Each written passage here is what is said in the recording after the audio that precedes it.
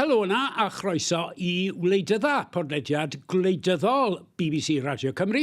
Gyda fi, Vaughan, fe, Richard Wyn Jones, a mae'r panel llawn yma heddi. Bethan Roberts yma hefyd, a hi Elliw Gwawr. Croeso. Ac mi ydyn ni mewn lle bach newydd. Cwpwrdd cornel am hynny, oherwydd ni'n darlledu ar YouTube am y tro cyntaf. Felly, os ydych chi eisiau edrych ar wynebau pert, Richard a finne, mae croeso I chi wneud hynny. Gyfeillion, fi'n ei gychwyn da Bethan oherwydd ni'n cwrdd just ar ôl y ddadl fawr Saesneg ar BBC, o ti'n cadeirio hwnna yn ogystal â ddadl fawr Wythnos yn gynt. Nes I joio, oedd hi yn eitha tanllyd, yn oedd hi? Oedd y ddwy'n danllyd, ac oedd hi'n ddifur gweld y pynciau gwahanol yn y ddwy ddadl. Y gynta yn yr egin yng Nghaerfyrddin yn Gymraeg, ac oedden ni wedi cael y cwestiynau gyd wrth gwrs gan y gynulleidfa, a'r hyn oedd yn corddi fwyaf oedd, iechyd costa byw, ond amaeth. A y trydydd cwestiwn yn yr un Saesneg, oedd hyn oedd wedi codi fwyaf oedd mewn fideo. A felly dwy gynulleidfa wahanol, ond mi daniodd y ddwy, ac oedd ddim yn hawdd cadeirio ond ar brydiau, ond yr hyn darodd fi oedd gymaint o ddiddordeb oedd gan y gynulleidfa. Mae'r pethau yma'n gallu bod yn syrcas, dydy. Mae'n gallu bod yn fflat iawn. Ond o'na deimlad yn y gynulleidfa, ond hefyd yr holl wleidyddion bod yna ddewis go iawn nhw. A mae yna lot yn y fantol o'r etholiad yma. A da ni wedi trafod ar y pod yma, ar bopeth, bod yr etholiad yma mor wahanol eleni. Hynny yw, mae'r hen drefn o da ni gwybod pwy sy'n mynd I ennill dydan. Ond mae yna ddipyn o ras. A faint o etholiadau Vaughan a Richard ag Elliw, da ni wedi trio awgrymu bod yna ras dambaid tan y funud ola. Mae wedi bod yn glir pwy sy'n mynd I ennill, ond tro yma, does neb yn gwybod. Ac oedd hi'n ddiddorol, o'n i'n gwrando ar golygydd gwleidyddol o BBC, Chris Mason ar Radio Wales Breakfast bore yma. Ac oedd e'n dweud bod yna deimlad o jeopardy. A dyna sy'n ar goll wedi bod yn etholiadau'r cynulliad. Wel, does na ddim jeopardy oherwydd yw'r llafur ddim yn gallu colli. Pwy fydd yna, Twriad Plaid Cymru. Chymod, does na ddim jeopardy mawr. Lle fan hyn, mi o'ch chi'n teimlo, wel, dyw rhain ddim yn bobl sy'n cario'r ming fas ar draws y llawr llithrig. Mae rhain yn bobl sy'n mynd amdani. Maen nhw gyd yn mynd amdani. A maen nhw gyd yn gwbl agored hefyd. Hynny yw, mae tactegau Eluned Morgan yn ddifur. Mae hi'n amddiffyn record sydd yn anodd ar brydiau, ond mae efo'i llinellad ydy. Mae rhestr aros yn gostwng am y 9 mis yn olynol ag ati. Wedyn, mae'r ddau ceffyl blaen yn ôl y poll opinion, pwy a wyr. Mae nhw'n gwybod bod yna fwy a mwy o scrutiny arnyn nhw. Felly mae Rhina Piorwerth a neithiwr, wrth gwrs, mi gafon ni'r arweinwyr I gyd Dan Thomas yn gwybod bod nhw'n cael eu asesu bron fel darpar prif weinidogion a'r pwysau arnyn nhw'n aruthrol. A wedyn, yr hyn sy'n ddifur ydy Darren Miller yn gweiddi, pidwch anghofio amdana ni, da ni'n y ras yma hefyd, ac wedyn y gwirthion a'r democratiaid rhyddfrydol yn gwbl agored, da ni ddim yn mynd I ennill, ond mi allan ni greu'r brenin neu'r brenhines fan hyn. Hynny yw, da ni'n allweddol wedi Mae'r wythfed. Felly, wedi Mae'r seithfed. Mae nhw gyd efo'i strategaethau, a maen nhw yna i'w gweld yn gwbl amlwg yn y dadleuon. Oedd e'n ddiddorol I fi, Elliw, bod yna fel rhyw pivot yn y canol. Bod yr hanner cyntaf fel petai pawb yn ymosod yn Eluned Morgan, record llafur yn y blaen ac yn y blaen. Ac wedyn fi drodd bron a bod yn gystadleuaeth rhwng y ddwy blaid sy'n ar y blaen yn ôl y pole a rhagor am y pole yn y man, I bod yn ddadl rhwngddyn nhw, rhwng Plaid Cymru a Reform ynghylch pa fath o lywodraethau, pa fath o brif unidogion. Felly fel petai'n y bon a bod, dwy ran i'r ddadl. Oedd, mi oedd hi'n ddorol dweud, falle yna'n ochel achos mae'r cwestiwn cyntaf ar iechyd. Mi oedd y pwyslais na wedyn ar be mae'r llywodraeth lafur wedi I wneud. Ond mi oedd erbyn y diwedd, mi oedd pawb yn ymosod ar Reform. Ond hefyd, diddorol gweld, yn yr datganiad ola un, Darren Miller yn dewis ymosod ar Blaid Cymru yn hytrach na Dan Thomas yn do. Falle Dwi'n meddwl falle bod yna le I ddwyn ychydig o bleidleisio gen nhw. Dwi'n siŵr iawn be oedd y dacteg fanna, ond oedd hi oedd yr rhwyg yna rhwng y chwith a'r dden amlwg iawn erbyn diwedd y ddadl. Ac yn amlwg yn y gynulleidfa hefyd yn doedd, oedden nhw yn uchel iawn i clochtar pan oedden nhw'n clywed rhywun oedden nhw'n gefnogi neu'n gwrthwynebu. Oedden nhw'n hapus iawn i weiddi cefnogaeth yn doedd, yn oedd yn ddiddorol iawn hefyd. Un o'ch negeseuon chi nawr, mae hwn i Richard. Helo bodcastwyr annwyl. Diolch i chi am yr holl drafod ac addysgu dros y misoedd diwetha. O ystyried atgasedd Richard tuag at ddadleuon teledu. Ond ddim y cyflwynwyr gael brisiau ddweud. Beth yw eich barn am hustings dan y drefn newydd? Dwi'n gweld sut mae hustings yn cael ei drefnu gan fudiad penodol, a mae hwn gyda llaw gan Cynanllwyd Ysgrifennydd Cyffredinol Cytun, sydd yn trefnu, cyngor eglwysi sy'n trefnu llawer o'r hustings yma. Penderfynon ni Cytun peidio trefnu hustings cenedlaethol arferol a canolbwyntio ar briefiau dadansoddi'r manifesto un aelodau a recordiau cyfweliadau un ac yn geisydd o bob plaid ym mhob etholaeth mwyn cael sgwrs hirach na nhw. Hustings etholaethol hynny yw.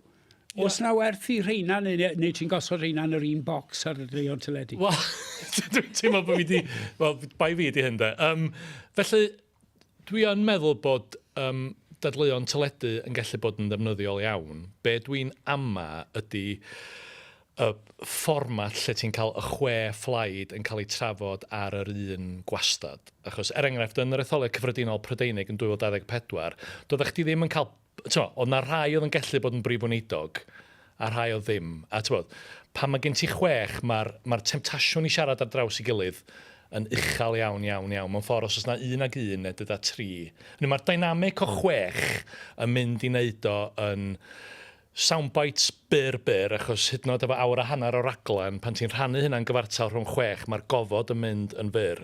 Felly, dwi'n meddwl mae rhai'r pethau gorau di'r enghraifft yn yr un amaeth na. Lle, os oeddech chdi a diddordeb mewn amaeth ac yn gwybod rhywbeth am y maes, oedd ti'n gallu gwylio hwnna, ac oedd ti wedi dy oleio go iawn, dwi'n meddwl, yn y be oedd y pleidio eisiau gwneud yn y maes yna. Pan ti'n cael 6 flaid yn cael ei trin ar sail cyfartal, mae'n gorfod mynd yn bler, a so dwi'n meddwl mae yna fater o addasu'n gorau digwydd. Da ni'n wedi cael etholiad 6 flaid o'r blaen yng Nghymru, go iawn.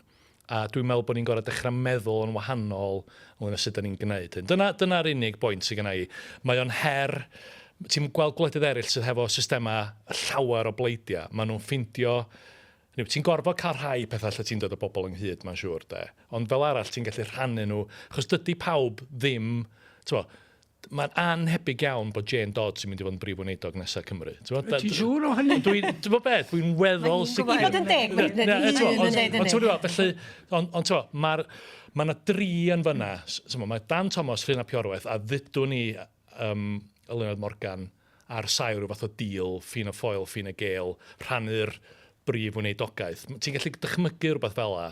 Felly mae'r 3 yna mewn categori gwahanol i fi i'r lleill. So dyna fy mhoen ti.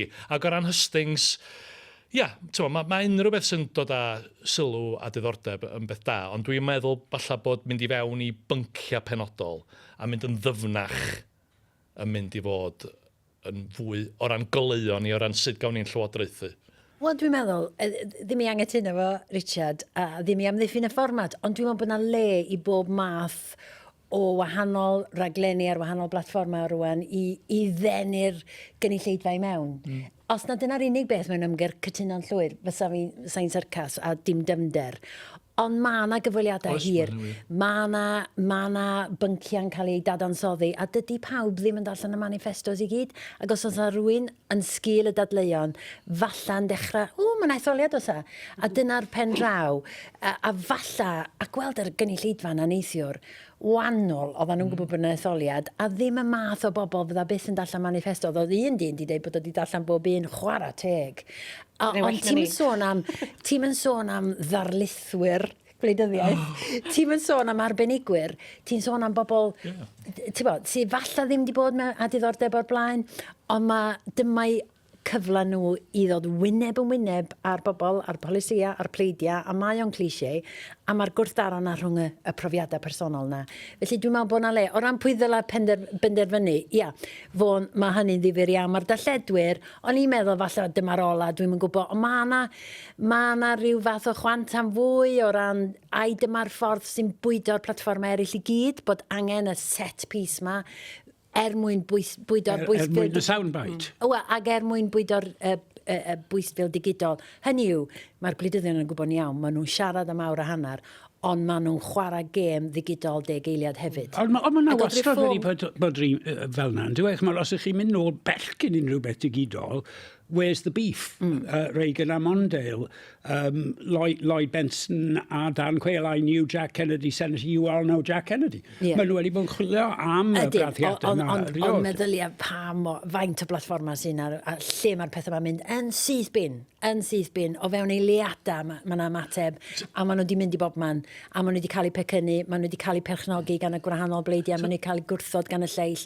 Hynny yw, maen nhw'n fflio mynd ydyn yn syth. Dwi'n meddwl bod mae'r patrwm gwleidyddiaeth bleidiol yn newid mor gyflym a mor lwyr ar hyn o bryd. A mae o'n, a nid beirniadaeth o neb, ond mae yn trefniant ni ar gyfer darlledu, dwi'n meddwl, yn lagio ar ôl y newid yn y system. So, o'n i'n gwneud gwaith ar y farn gyhoeddus yn Lloegr yn ddiweddar, ac yma tro cyntaf erioed, oedd gan ni ddigon i allu astudio 5 plaid, cefnogwyr 5 plaid yn fanwl yn Lloegr. Felly oedd y sampl, oedd ddim yn sampl anfarth, ond oherwydd bod yr canranna, so neb yn cael 30%, erbyn rwan yn Lloegr. Balla neb yn cael 30% yng Nghymru, gawn ni weld. Felly, mor ddiweddar a Corbyn yn erbyn me, gafodd llafur a Cydwadwyr dros 20% o'r bleidlais yr un. So felly, dwi yn meddwl bod yna bethau i ddysgu gan y ffyrdd mae gwledydd sydd efo lot o bleidiau'n delio efo hyn. Mae Richard wedi symud, ni'n gelfydd iawn o darleuon teledu i full opinion. Sylwch chi, i diroedd lle mae lot o'i hapus. Nid full opinion. Mae ni newydd heddi, yn dos? Oes. Salvation. Un S4C a Prifysgol Aberystwyth. Newyddion digidol S4C ni fod dweud. Reit, fe ofyn am hynna, oddi ar yr awyr wedyn. Gwleidyddiaeth mewnol y darlledwyr. Yr un patrwm, da ni'n gweld efo hwn, y 2 geffyl blaen Reform a Phlaid Cymru, ond mae Reform dwtch ar y blaen yn hwn, a wedyn y gweddill jyst i weld yn llusgo y tu ôl yn nhw, sydd yn atgyfnerthu'r y patrwm a da ni wedi gweld ym mhob un, o da ni wedi siarad yn gyson dod dros yr wythnosau diwethaf. Mae hwn wir yn ras rhwng Reform a Phlaid Cymru i fod y blaid fwyaf. Mae'n amhosib dweud, yn dydi, pwy fydd y blaid fwyaf, faint o wahaniaeth fydd na rhyngddyn nhw, ond unwaith eto, beth sy'n glir ydy, mae hi'n anodd os nad amhosib i Reform ffurfio llywodraeth, achos does na ddim digon rhwngddyn nhw a'r Cydwadwyr i wneud hynny.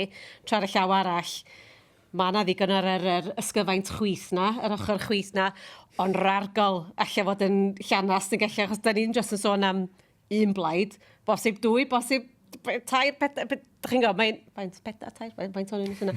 Ond mae'n mynd i fod yn allai bod angen cymysgedd o bleidleisio a y mwyaf, da chi'n gorfod ymwneud efo pleidiau eraill, yr anodda mae'n mynd i ddod i unrhyw fath o gytundeb, a da chi'n gorfod cadw pawb yn hapus, ynddo? Mae'r pôl yma'n ddifyr iawn, dydy, a dwi'n meddwl bod o'n siwtio Plaid Cymru, maen nhw eisiau bod holi, maen nhw eisiau ail-wneud Caerffili, maen nhw eisiau'r cic ola na, di o ddim yn y bag, hynny yw, mae hynna'n plesio, a wedyn dwi'n meddwl yn y ddadl Saesneg neithiwr, fe welson ni bron a bod dechrau'r ffrau ar ôl y bleidlais. Hynny yw, fe welson ni'r geiriau yma plaid, labour, stitch-up. A mi oedd Dan Thomas yn mynd yn galad ar hynny, a yn ddelfrydol falle yn breifat iawn, fydda nhw'n licio bod y blaid fwyaf, ond ddim yn llywodraethu pwy a wyr. Ond os na dyna'r senario, a lle mae'r hygrededd wedyn i lywodraethu ar y chwith, i ffurfio'r llywodraeth na ar y chwith, maen nhw efo'i plan of attack, sef stitch-up plaid llafur. Ond mae'n diddorol, oherwydd fi ddim yn meddwl am eiliad bod na stitch-up, ond mae'n ddiddorol, Richard, i gymryd rhyw gam yn ôl a meddwl, lle fyswn ni pe bai y drefn etholiadol heb newid. Yeah. Hynny yw, os oedd na 60 aelod 20 o'r etholaethau, 20 ar y rhestru rhanbarthol, efallai bod Dan Thomas yn iawn, efallai bydde reform yn gwneud yn well o dan system felly, oherwydd yr hyn byddai'n digwydd yn retholaethau, ffrindiau'r seddi ar y rhestru i golledu'r bleidleisio. Wel, mi fydda un o'r pethau sy'n ddiddorol iawn yn yw.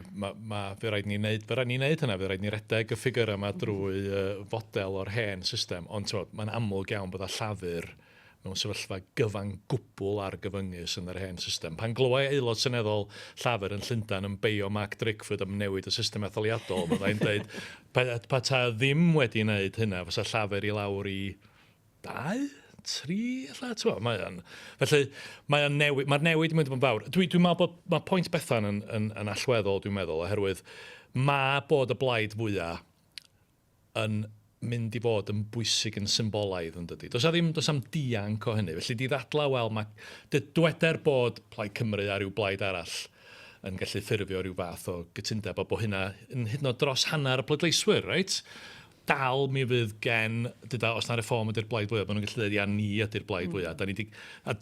Oherwydd meddylfryd cyntaf i'r felyn sydd yn etholwyr. Ac yn bob un ohono ni, yn bob un ohono ni, a hefyd yn aml iawn, mae gen ti rhyw fath o, mewn systema cyfrannol, mae gen ti rhyw fath o ryw norm, mae'r blaid fwyaf sy'n cael ei gwahoddiad i drio ffurfio llywodraeth cyntaf. Felly mae bod y blaid fwyaf yn mynd i fod yn symbolaidd bwysig. A dwi'n meddwl, sgan i'n syniad beth mae pobl reform yn feddwl yn breifat, ond o styried, dwi'n meddwl mae prif darged y blaid ydy'r etholiad Prydeinig nesaf. A fysa gorfod amddiffyn record yng Nghymru ac etifeddu set fawr o broblemau hefo criw di-brofiad, mae'n anodd iawn. Fysa gorfod amddiffyn y record yna cyn yr etholiad cyffredinol Prydeinig nesaf yn wrthrychol anodd, dwi'n meddwl. Felly, fysa'n berffaith iddyn nhw gallu dweud yr plaid labour stitch-up, ni ddyla fod yn llywodraethu, bai pawb arall ydi bob dim. Felly, dwi'n meddwl bysa hynna'n berffaith iddyn nhw. Ond, o ran yr arolwg, i fynd yn ôl at y pwynt nath Elliw, maen nhw mor agos. Ar y pwynt yma, da ni o fewn y margin of error, sut mae'r canranna yna yn mynd i fynd bwydo trwy'r daeryddiaeth wleidyddol o gwahanol sedda yma. Mae yna rhai sedda lle ti'n gallu dychmygu Plaid Cymru yn gallu cael pedair, sydd yn mynd i fod yn fantais iddyn nhw enghraifft. Felly, ar y pwynt yma, dwi'n meddwl bod ni jyst yn gorfod dweud, maen nhw'n ofnadwy o agos am ni gael ni weld. Gai ofyn cwestiwn... Ddim nhw fydd y blaid fwyaf, wrth gwrs, dyn ni'n gwybod. Gai ofyn cwestiwn falle, i ni wedi gweld lot o enwau newydd, ddim newydd i wleidyddiaeth Prydain, ond newydd i fwlio yng Nghymru, More in Common, Salvation... yn ogystal â, ti'n modd, Richard, mi oedd Monopoly da ti ac ITV ar bolio am am bod y BBC rhy gybyddlwyd wrth ni ddweud, ynddo, ta waith. Neu'n rhy betysgar, efallai. Stori hir am is etholiad brycheiniog am is yfed yw hwnna. Ond, i ni, efallai ni'n wedi dweud hyn o'r blaen, y gred yw bod polio Cymru yn anodd, oherwydd cwestiynau fel identity ac yn y blaen, sydd yn bwydo mewn. Os y ti yn gwmni sydd ddim wedi gwneud rhyw lawer o polio yng Nghymru, dedwn ni fel Salvation, a bod ti jyst yn dod ar model wyt ti'n defnyddio ar gyfer Cymru, Lloegr a'r Alban, hynny yw Prydain Fawr. Ac wyt ti'n defnyddio'r model yna yng Nghymru, wyt ti'n mynd i gael canlyniad sydd yn debyg o fod yn agos at yn gywir neu beido? Wel, yr ateb syml ydy gawn ni weld. ond yr ateb callach ydy, mae'r rhan fwyaf o'r cwmnïau yma yn ddifrifol. Mae'r diwydiant wedi mynd dipyn bach o Wild West, ond mae'r cwmnïau yma, mae'r rhan fwyaf nhw'n ddifrifol. Mae rhywun fel Salvation allan heddiw, ddaru nhw'n neud i arolwg dwytha yng Nghymru just dros flwyddyn yn ôl, a maen nhw wedi gwneud gwaith yng Nghymru. Dwi wedi gweithio fo nhw yn y gorffennol, maen nhw'n bobl tebol, ti'n mo? Y broblem sgen ti ydy, dyn nhw'n wedi gwneud dim byd yn y flwyddyn sydd wedi bod, felly does gen ni'n, da ni'n cael ei data nhw heddiw, os gen ni'n syniad be byddai arolwg nhw fus yn ôl yn deitha ni, oes na newid wedi bod, oes na symud wedi bod. Y math o gwestiynau da ni wir efo diddordeb yn nhw, reit? Cwestiynau tren. Ia. Da ni'n gallu ateb ar y sail yma. A ti'n mynd cymharu debyg at debyg os ti'n cymharu nhw efo beth ar ei Ipsos os o dwytha. Sydd eto'n gwmni da, ond sydd ddim yn ei gwaith yng Nghymru'n gyson. Felly, mae o'n mynd yn ddryslyd i ni, fel sylwebwyr, mae o'n bendant yn dryslyd i'r cyhoedd. Mae'r pleidia yn naturiol yn pigo yr un mwyaf ffafriol iddyn nhw mwyn gwneud i negesu sydd yn drysu pethau hyd yn oed ymhellach. Mae yna wledydd sy'n dweud gewch chi ddim gwneud arolwg yn yr wythnos neu'n ychydig ddyddiau cyn y bleidlais. Mae hwnna'n temptio, rai fi ddeud, ar hyn o bryd. Ond dwi'n yn gwybod, ar un ystyr gret mae'n dda cael mwy o wybodaeth, ond dwi'n meddwl ar ôl yr etholiad bydd yna waith eistedd lawr a gweithio allan. Just yn gyflym, enghraifft, y modelau MRP yma, sydd yn honni dweitha chdi, dyma'r nifer o sedda fydd y pleidia ma'n ei cael. O ystyried y margin of error, o ystyried pa mor agos ydy hi am y 5, 4, 5, 6, 7 na'n de. Ti'n...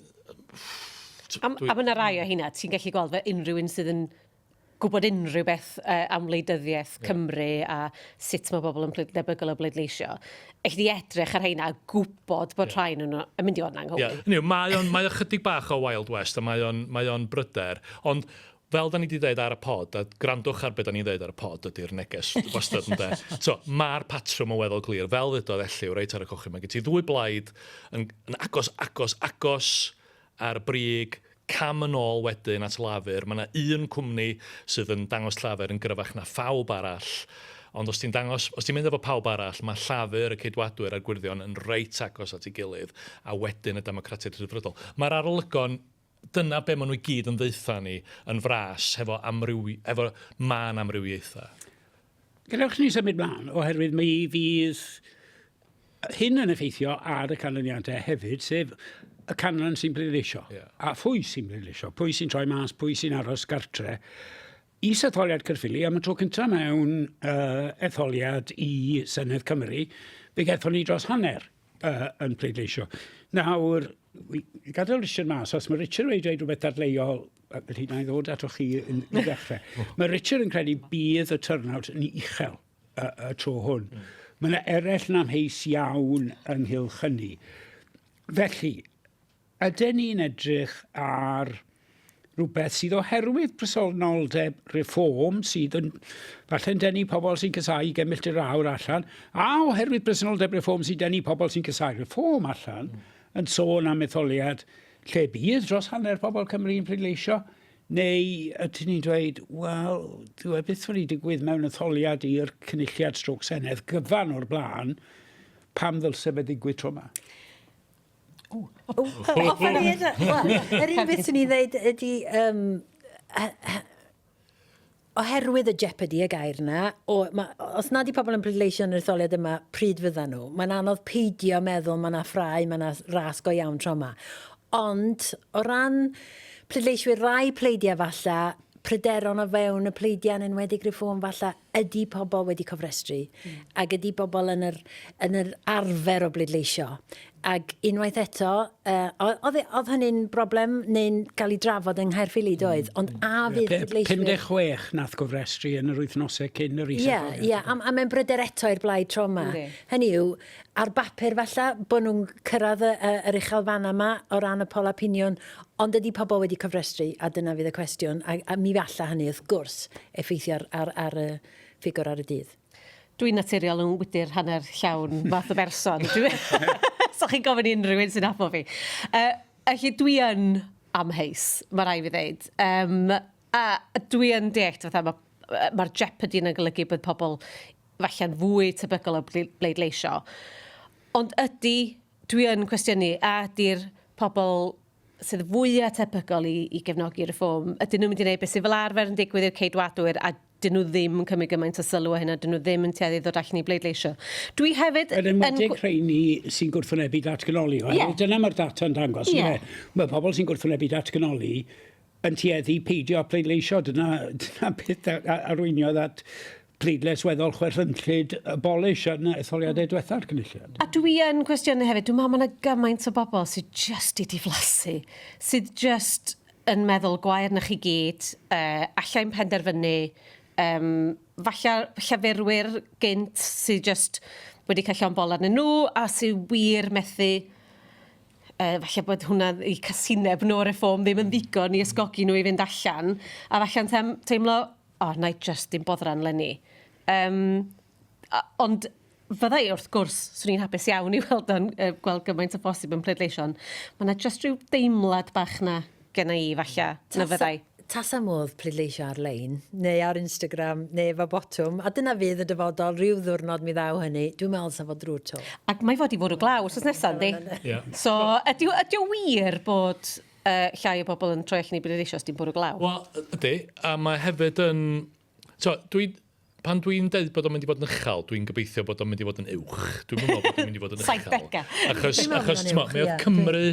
A mae yna rhywbeth diddorol di digwydd, dylwn ni drafod o, dylwn ni gael rhaglen arbennig o'r pod, pam bod y ganran yn pleidleisio yng Nghymru'n gyffredinol wedi gostwng. Achos oedd Cymru yn cael ystyried un o'r rhannau o Brydain, lle oedd canran uchel iawn yn pleidleisio, ac yn yr etholiad cyffredinol dwytha, yn 2024, oedd e lawr i 56%, ond na rhai o'r sedda yn y Gymru o ddiwydiannol, lle oedd o lawr yn 45-46, oedd o'n uffernol, ynddo. Felly,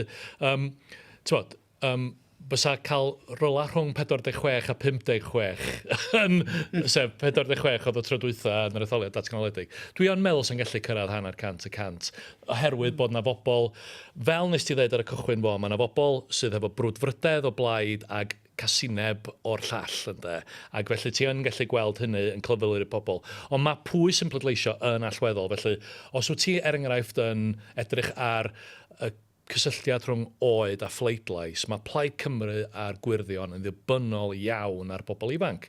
Mae pobl ifanc ydy'r lleia tebygol o bleidleisio fel arfer. Felly, i'r ddwy blaid yna, mae o wir yn allweddol bod nhw'n gallu cael bobl sydd sydd ddim yn aml yn pleidleisio, neu ddim wedi pleidleisio o'r blaen, cael nhw allan. Mae reform wedyn efo'r broblem yma o bobl sydd ddim, bobl hyn sydd wedi arfer pleidleisio, falle sydd ddim wedi cofrestru. Felly, mae'r pleidiau mae gyd hefo mae pwy sydd yn mynd allan yn mynd i fod yn allweddol i'r canlyniad terfynol.